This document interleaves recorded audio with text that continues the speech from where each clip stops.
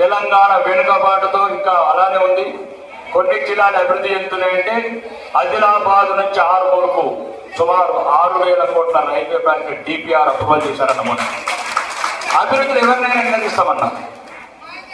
ప్రజలు శాశ్వతం, నిజామాబాద్ శాశ్వతం, ఆరుమూరు శాశ్వతం.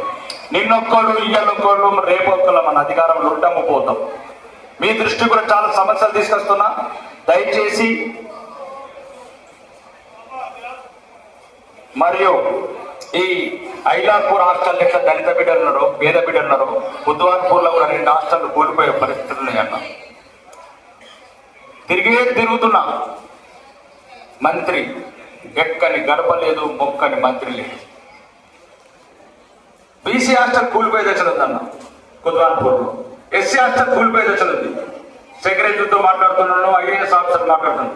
ఇక పెద్ద జోక్, నందిపేటలో కష్టపడి 2 సంవత్సరాలు తిరిగి మీలాంటి వాళ్ళు వచ్చినప్పుడు, ఐఏఎస్ ఐపీఎస్ ఆఫీసర్లు వచ్చినప్పుడు, ఎవరైనా శాసనసభలు వచ్చినప్పుడు చిన్న వాష్రూమ్ కూడా లేదన్నా. 2,50,00,000 ఒప్పించి మెప్పించి ఫైనాన్స్ సెక్రటరీ కూడా సంతకం పెట్టి 3 నెలలు అయిందన్న ఫైనాన్స్ మంత్రి దగ్గర ఉండి.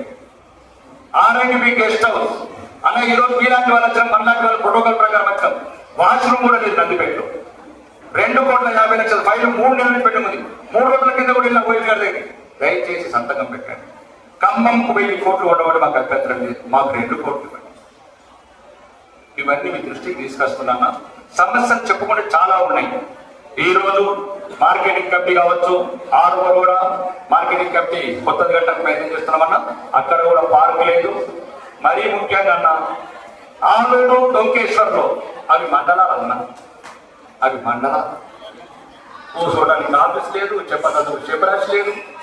పేరుకు ఎవరు చేసిండో, ఏం కథ చేసిండో ఇంతవరకు ఒక పోలీస్ స్టేషన్ లేదు, ఒక కార్యాలయం లేదు, ఒక క్లర్క్ లేడు, ఒక చైర్ లేదు. ఇప్పటికీ లెటర్లన్నీ సుమారు ఇప్పటికి 208 లెటర్లు ఉన్నాయన్న. 205 లెటర్లు. రోడ్లు ఇక నిన్న మీకు చెప్పాలి, గౌరవనీయ ముఖ్యమంత్రి గారికి మరొకసారి ప్రత్యేకంగా కృతజ్ఞతలు చెప్తున్నాను. తెలంగాణలో ఎవరికి ఇవ్వలేదు ఇంటిగ్రేటెడ్ స్కూల్. అది మహేష్ అన్న తెలుసు, సుదర్శన్ తెలుసు, ఎంత మంది మెట్లు ఎక్కారు. మీరు అన్నట్లు, సోదరుడు వినయ్ అన్నట్లు, ఎక్కడ సౌకర్యం ఉంటుంది, ఎక్కడ పేద పిల్లలు ప్రశాంత వాతావరణంలో చదువుకుంటారు, ఎక్కడ 365 తాగునీరు ఉంటుంది, ఎక్కడి నుంచి నేషనల్ హైవేకి యాక్సెస్ ఉంటుంది, అక్కడిని నిర్ణయించండి. ఈ రోజు కూడా రోడ్లు నిన్న 141 రోడ్లు శాంక్షన్ అవుతున్నాయి.